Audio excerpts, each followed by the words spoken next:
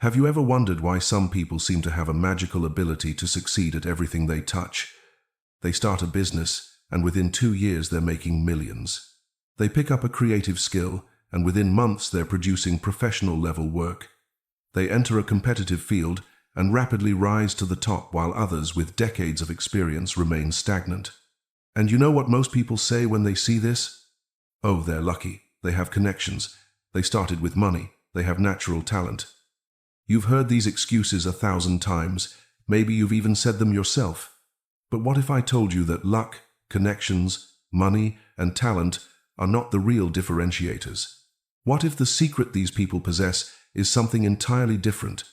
Something that has nothing to do with external advantages and everything to do with how they see the world? The truth is, masters don't just work differently than average people.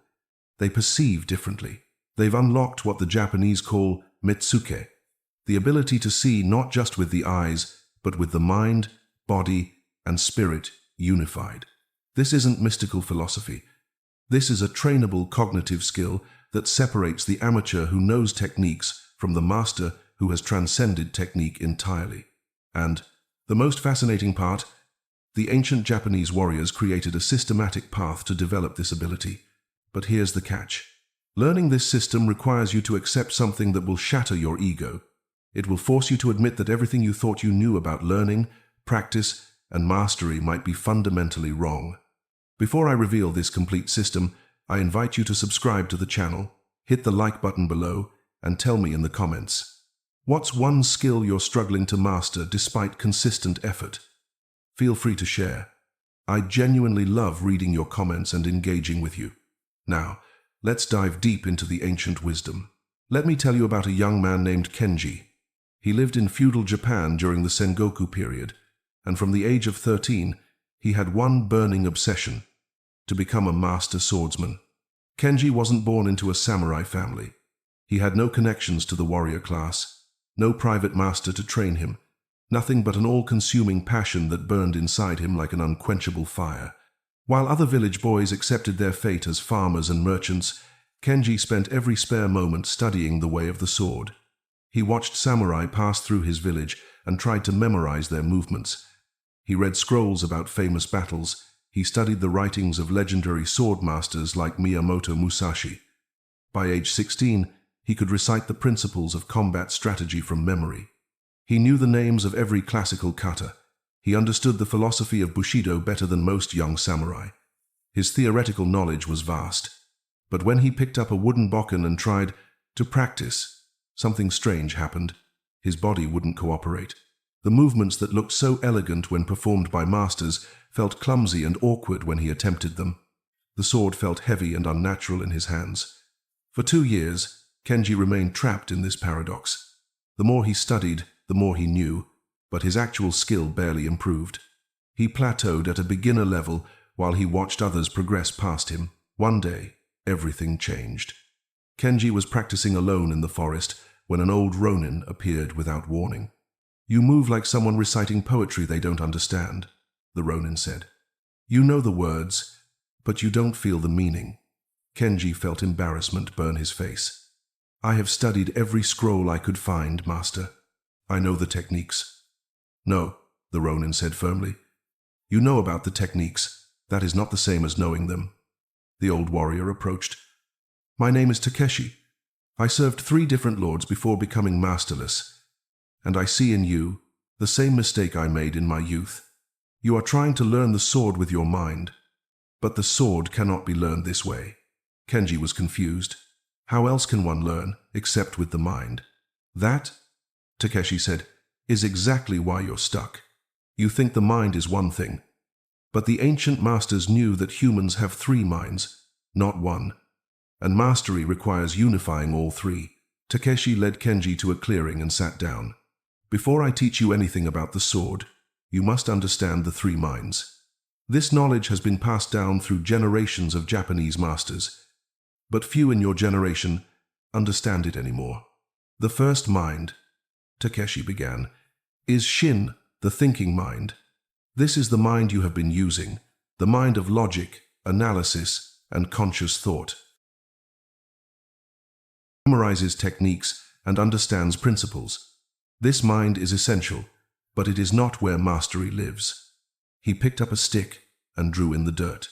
The second mind is Tai, the body mind. This is the intelligence that lives in your muscles, bones, and nervous system. This mind does not think in words or concepts. It thinks in movement, sensation, and physical memory. When you see a master move with perfect form, you are seeing the body mind in action. The third mind, Takeshi continued, his voice becoming quieter, is Shinshin, the spirit mind. This is the deepest intelligence, the part of you that knows without knowing how it knows. The masters call this Mushin, no mind. At this level, there is no separation between you and the sword, between intention and action, between self and opponent. Kenji tried to understand. But sensei, how do I train these other minds? I only know how to use the thinking mind. Exactly, Takeshi said. This is the problem with modern learning. Your entire life, you have been taught that learning means studying with the thinking mind, reading, memorizing, understanding concepts, and this has made you powerful in the thinking mind, but weak in the other two minds. True mastery requires all three minds working in perfect unity, and there is a path, a systematic progression that the ancient warriors developed to unify these three minds. We call it the three gates. The first gate, Takeshi explained, is called Kata Shin, form mind. At this gate, you are training the body mind to understand what the thinking mind already knows. For the next 6 months, you will practice only one kata, the most basic sword form. You will practice it slowly, with complete attention, 1,000 times per week. Kenji's heart sank. Only one kata? For 6 months? But sensei, I want to learn real sword fighting techniques. Takeshi's eyes hardened. And that impatience is why you will never be a master if you continue thinking this way. The first gate is not about collecting techniques. It is about teaching your body-mind to speak. Right now, when you pick up the sword, your thinking mind tries to control every movement. Move the foot here. Angle the blade this way. Shift your weight like this. Your thinking mind is talking, giving orders to your body like a general shouting commands to confused soldiers. This is too slow, too clumsy, too conscious. In a real fight, there is no time for the thinking mind to give orders. The body mind must act instantly, without thought. But your body mind is currently deaf and mute. It doesn't know how to move correctly because it has never been properly trained. So we must teach it. And teaching the body mind requires a completely different approach than teaching the thinking mind. Takeshi demonstrated the kata, a simple sequence of cuts, blocks, and stances. You will not think while practicing this. No analysis, no trying to understand. Just repeat, over and over. Let your body-mind absorb the pattern through pure repetition. For the first month, Kenji struggled terribly. His thinking mind kept interrupting. Am I doing this right? Should my foot be more to the left? Is this the correct angle? The constant mental chatter made every movement feel mechanical and forced. But Takeshi was relentless. Stop thinking. Just move. Feel the form. Let your body learn. Slowly, something began to shift. Around the third month, during repetition number 3,847, something extraordinary happened. Kenji's body executed the kata perfectly, smoothly, beautifully, and he hadn't been thinking about it at all. His thinking mind had been quiet, and his body mind had simply performed. Did you feel that? Takeshi asked, watching from nearby. That moment when thought disappeared and only movement remained. That is the first whisper of the body-mind awakening. What Kenji was experiencing has a precise neurological explanation that modern science has only recently understood. When you learn a physical skill, the knowledge first exists in your prefrontal cortex, the conscious, thinking part of your brain.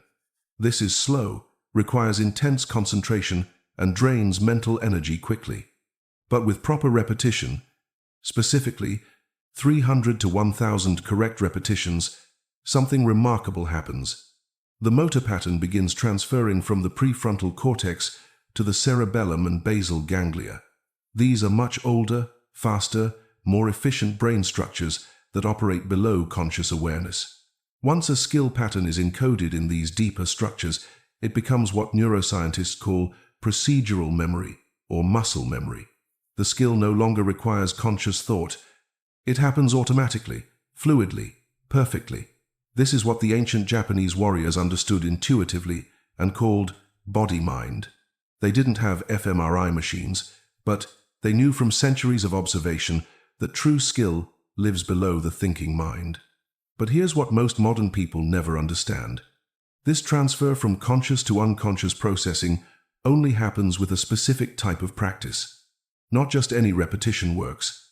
The practice must be slow enough to maintain perfect form, focused enough to prevent mental wandering, repetitive enough to encode the pattern deeply, free from constant analytical thinking. This is why Takeshi forbid Kenji from analyzing during practice. Analysis keeps the skill in the thinking mind. To transfer it to the body mind, you must practice in a state that the Japanese call mushin no shin, mind of no mind. After 6 months at the first gate, Kenji's body had learned one kata so deeply that he could perform it perfectly while holding a conversation, while distracted, even while half asleep. The pattern had transferred completely into his body-mind. Now, Takeshi said, you are ready for the second gate. The first gate taught your body-mind to execute form perfectly, Takeshi explained. But if you stop there, you will be rigid. You will be able to perform kata beautifully in practice, but you will be helpless in a real fight where nothing goes according to plan. The second gate is called Henka Shin, transformation mind. At this gate, you learn to adapt, to respond, to flow with changing circumstances. For the next year, Takeshi's training changed completely. Instead of practicing the same kata repeatedly, Kenji now faced endless variation. Takeshi would attack from different angles, at different speeds, with different weapons, with feints and deception. Sometimes he would fight alone.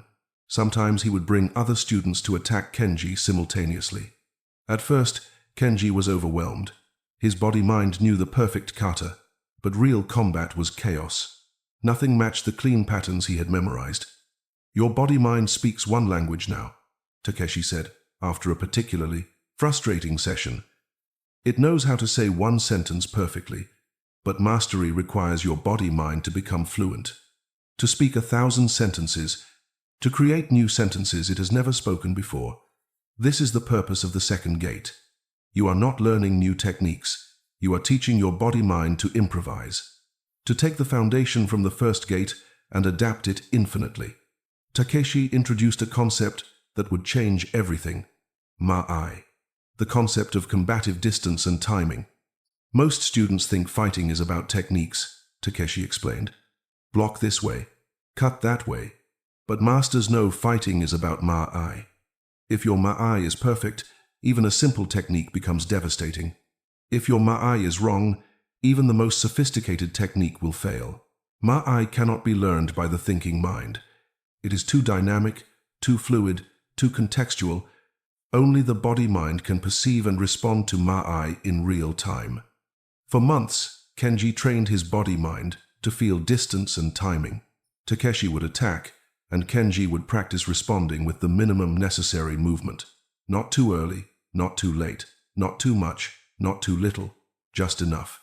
Slowly, Kenji began developing what the masters call sen, initiative, the ability to perceive the moment before the moment, to feel when an opponent is about to attack, not through conscious observation, but through the body-mind's direct perception.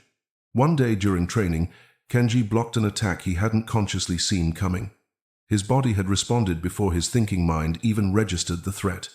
There, Takeshi said with rare approval, your body-mind is becoming intelligent. It is learning to perceive and respond without waiting for orders from your thinking mind. As Kenji's body-mind developed, he began noticing something strange. He could feel things he couldn't explain. He'd be training with an opponent and suddenly know they were about to strike high, even though nothing in their posture had changed. He'd feel when someone was watching him from behind. He'd sense the quality of an opponent's spirit, whether they were truly committed or hesitating, before they moved. "Sensei," Kenji asked one evening, "am I imagining these feelings, or is something real happening?" Takeshi smiled. "Both. You are not imagining them, the perceptions are real. But they are not coming from where you think they're coming from. Your thinking mind processes information slowly and sequentially. Eyes see. Brain analyzes. Decision made. Action taken. This is too slow for mastery. But your body-mind processes information differently. It takes in thousands of subtle cues simultaneously. Micro-movements, changes in energy, shifts in breathing, variations in timing.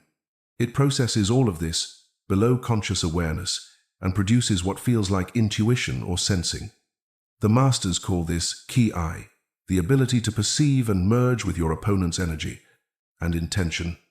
It seems mystical, but it is actually your nervous system operating at a level of perception that your thinking mind cannot access.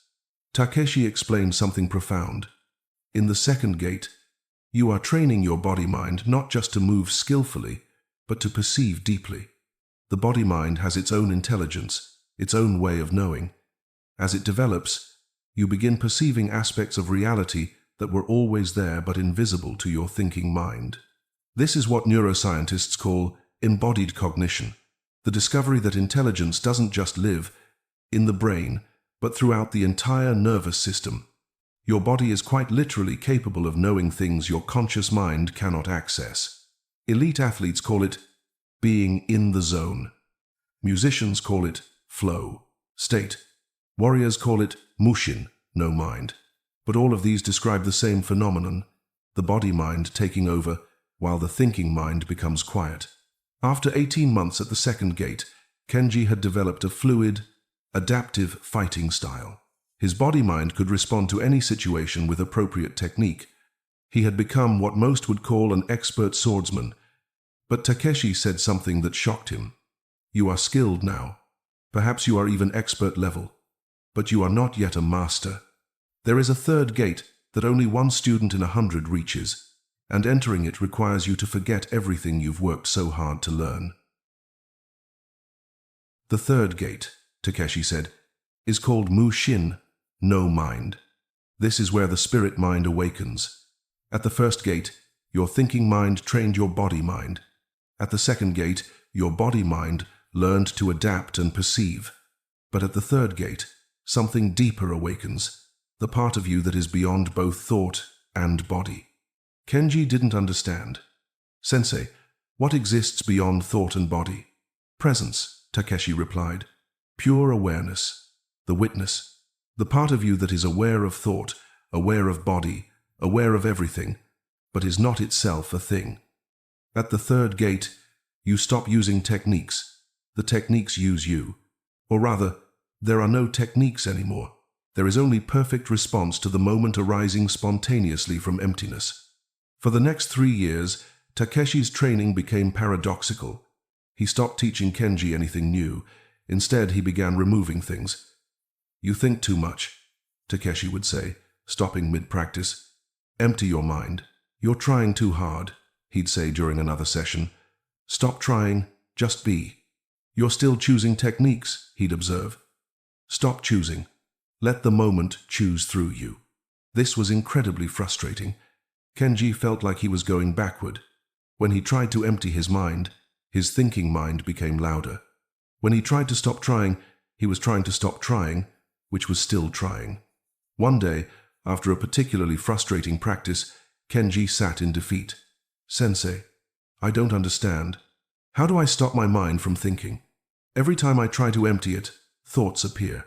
Takeshi sat beside him. "That is because you are still using the thinking mind to try to control the thinking mind. This is like trying to see your own eyes. It cannot be done. The third gate is not about controlling the mind. It is about discovering that you are not the mind. You are the awareness in which mind, body, and world appear. Let me show you something." Takeshi pointed at the sky. "Who is aware of that cloud?" "I am," Kenji answered. "And who is aware of your body sitting here?" "I am." "And who is aware of your thoughts and feelings?" "I am." Then, Takeshi asked quietly, "Who is this I that is aware of everything but is not itself a thing?" For the first time, Kenji's thinking mind went completely silent. Not because he forced it silent, but because the question pointed beyond the mind entirely. "This awareness," Takeshi continued, "the ancient masters call it the spirit mind. It is not a thing you have. It is what you fundamentally are beneath all conditioning, all learning, all identity." Understanding this intellectually is one thing. Embodying it is something else entirely. For months after that conversation, Kenji would catch glimpses of this deeper awareness. During meditation, during practice, sometimes during ordinary moments, brief openings where the constant mental chatter would stop and a profound stillness would appear. In these moments, everything changed. The world became vivid, immediate, alive in a way it never had been before. Colors seemed brighter, sounds more clear, time seemed to slow down, and in these moments during sword practice, something extraordinary would happen. Kenji would respond to attacks he hadn't consciously perceived. His body would move with perfect timing and precision, but there was no sense of him doing the movement. The movements were just happening through him. Takeshi called this sui, flowing water. When water flows down a mountain, does it think about which way to go? Does it analyze? Does it try? No, it simply responds perfectly to every obstacle, every opening, every change in the terrain. This is the third gate. You become like water, effortless, perfect responsiveness. One day, 5 years into his training, Kenji was practicing with 3 opponents simultaneously. Suddenly, something broke open, or rather, something fell away. The sense of separation disappeared. There was no Kenji fighting opponents. There was just movement arising, perfect and spontaneous, from nowhere. His body flowed like water, responding to attacks from 3 directions simultaneously with a grace and efficiency that seemed impossible. When the exercise ended, Kenji stood breathless, not from exertion but from the profound strangeness of what had just happened. He couldn't remember making a single decision. There had been no thought, no technique, no trying, just pure action arising from emptiness. Takeshi was watching with tears in his eyes. "You have passed through the third gate. What you just experienced, that is Mushin. That is mastery." But Takeshi gave Kenji a warning that would prove crucial. Do not become attached to this state. Many students who experience Mushin once spend the rest of their lives trying to recreate it. This is a trap. The third gate is not a state you achieve and then possess. It is your natural condition when all interference is removed. Some days, you will experience it clearly. Other days, thought and effort will return. This is natural. This is the rhythm of being human. The true master is not someone who stays in Mushin constantly. The true master is someone who can move fluidly between all 3 minds as needed. Takeshi explained, "The thinking mind is not your enemy. It is a powerful tool when used appropriately. You need it for planning, for teaching, for abstract reasoning. The problem is when the thinking mind tries to do everything, including things it is not designed for. The body mind is not the final goal. It is a deeper intelligence than the thinking mind, but it still operates within the realm of form, technique, and learned patterns. The spirit mind is the source, the awareness that illuminates everything. But even this is not something you possess or achieve. It is what you are when you stop pretending to be something else. The true master," Takeshi concluded, "moves freely between all 3, thinking when thought is appropriate, feeling and moving from the body mind when action is needed, resting as the spirit mind when nothing needs to be done." Years later, Kenji would realize that the 3 gates are not actually 3 different things. They are 3 different perspectives on the same unified reality. Like looking at a mountain from the east, from the west, and from above, 3 views of one mountain. 20 years after beginning his training, Kenji had become a renowned swordsman. Students came from distant provinces to learn from him, and they always asked, "Master, what is the secret to your skill?" Kenji would smile and say, "There is no secret, there is only the path, the 3 gates, and anyone can walk it if they're willing to pay the price." But Kenji had learned something else through the years. The 3 gates are not just about swordsmanship. They are the universal pattern of how deep mastery develops in any domain. Do you want to master music? Kenji would tell his students. First gate, train your hands to play with perfect form through obsessive repetition. Second gate, develop your musical ear and ability to improvise and respond. Third gate, play from emptiness, where music flows through you without effort. Do you want to master business? First gate, learn the fundamental skills and best practices through imitation and repetition. Second gate, develop the ability to adapt these skills to changing markets and respond dynamically. Third gate, act from deep intuition, where the right decisions arise without analytical thought. Do you want to master relationships? First gate, learn the fundamental skills of communication, presence, and empathy through conscious practice. Second gate, develop the ability to read people deeply and respond authentically to each unique situation. Third gate, love and connect from your authentic nature without technique or strategy. Do you want to master anything? The pattern is always the same. First gate, train the body-mind through disciplined repetition. Second gate, develop adaptive intelligence and deep perception. Third gate, discover the spirit mind that is the source of effortless mastery. But Kenji always emphasized, most people never reach mastery because they refuse to complete the first gate. They want to skip the boring, repetitive foundation and jump straight to creativity and flow. This is impossible. You cannot improvise jazz without first training your fingers to play scales 10,000 times. You cannot respond dynamically in business without first learning fundamental principles through disciplined study. You cannot access Mushin without first building strong Kata Shin and Henka Shin.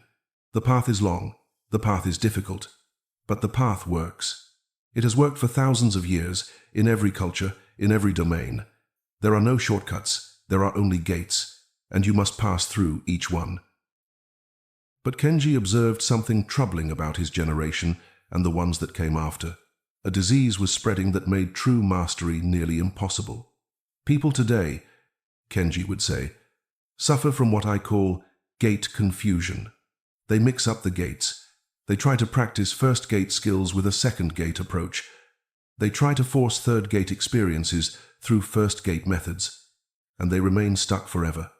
I see students who want to find their own style before they've mastered the basics. This is trying to do second gate work without completing the first gate. It produces mediocrity disguised as originality. I see students who read books about flow states and being in the zone and try to force themselves into these states through effort and technique.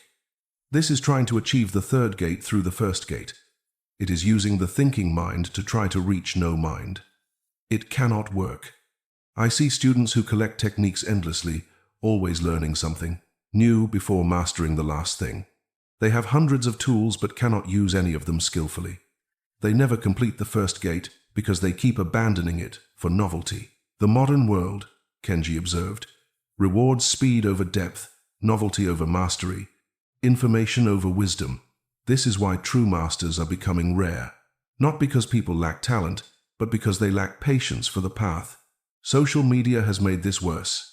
People see the highlight reels of masters performing at the third gate and think they can skip directly there. They don't see the 10 years of boring, repetitive first gate work. They don't see the frustrating adaptation period of the second gate. They only see the final result and want it immediately. But mastery doesn't work that way. It has never worked that way. The 3 gates are not optional. They are the structure of how deep skill develops in the human nervous system. You can deny this, but you cannot change it. So here's what you need to understand. Everything I've told you about Kenji, about the sword, about Japanese warrior training, this is not history. This is about you, right now, whatever you're trying to master.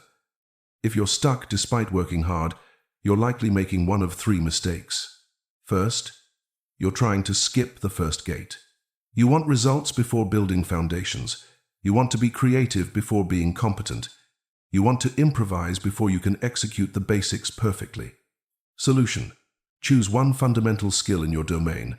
Practice it with complete attention 500 to 1,000 times, not understanding it, not analyzing it, Just pure repetition until your body-mind absorbs it completely.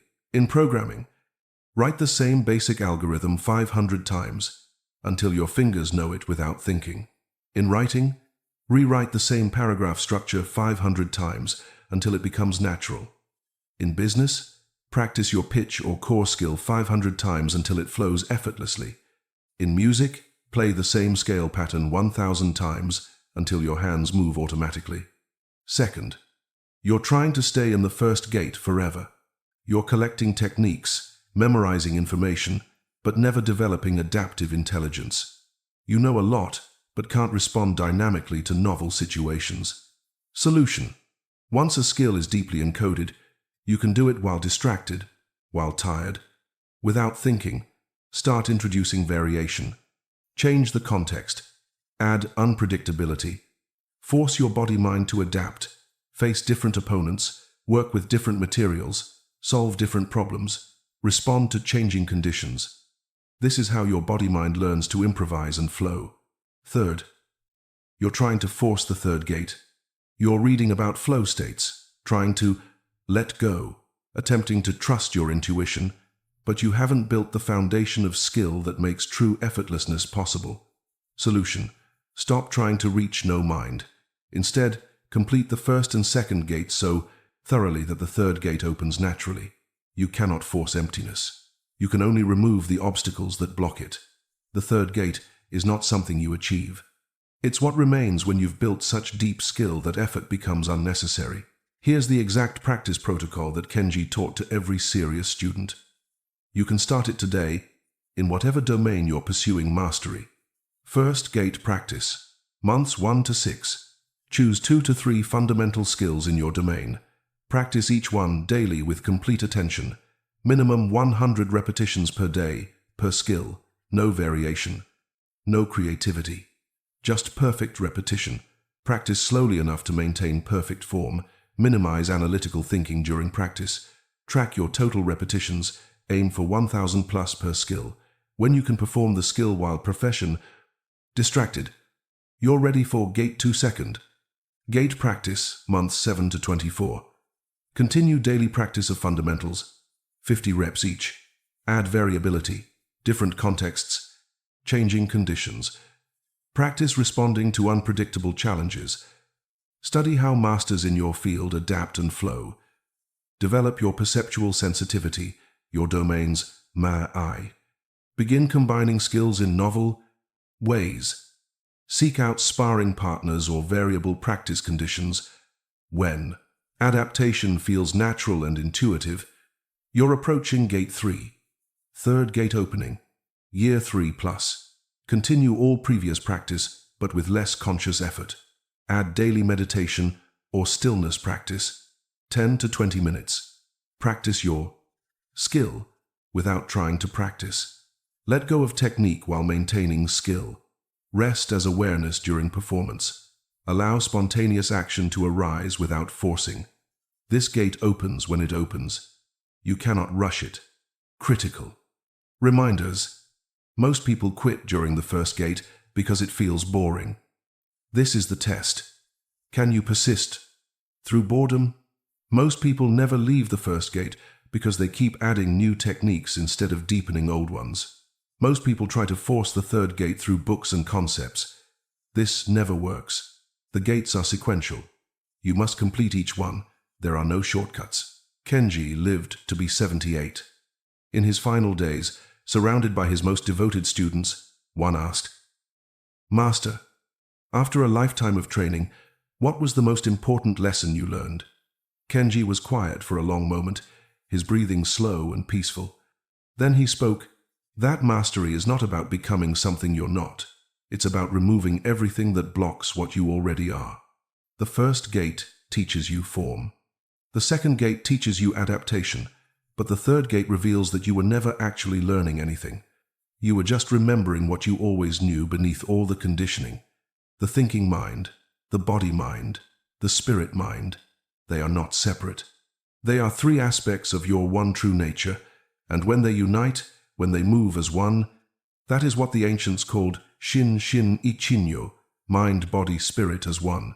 He looked at each student with eyes that seemed to see through to their soul. Don't waste years like I did trying to find, quote, shortcuts that don't exist.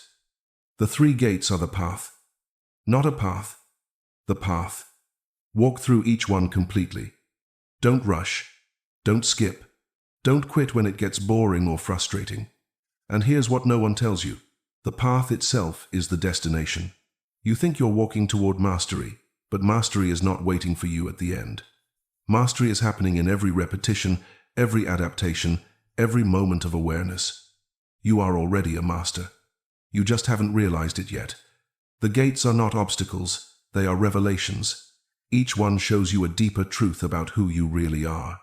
And when you've walked through all 3, you will discover that the person who started the journey and the person who completed it are not the same. And yet, they were never different. Those were his last words about the way. Kenji closed his eyes, took one final breath, and returned to the emptiness from which all things arise. His students bowed deeply, tears streaming down their faces, knowing they had witnessed the end of a true master's journey. But Takeshi's teaching lived on through them, and through every generation that followed. And now, through you. If this video awakened something deep within you, subscribe to the channel now and activate the notification bell so you never miss a teaching. And tell me in the comments, which of the 3 gates are you currently walking through in your chosen path? First gate? Second gate? Third gate? Or are you still deciding whether to begin? If you made it all the way to the end of this video, you're already in the top 1% of people. Most quit within 3 minutes. The fact that you stayed proves you have the patience required for true mastery. That alone separates you from the masses who want results without work. Now, stop consuming content. Close this video and start your first gate practice today. Choose one fundamental skill. Commit to 100 perfect repetitions every day for the next 6 months. Years from now, you will look back at this moment as the turning point. The day you stopped being a seeker and became a practitioner. Until next time, walk the path with honor and dedication. The 3 gates await you.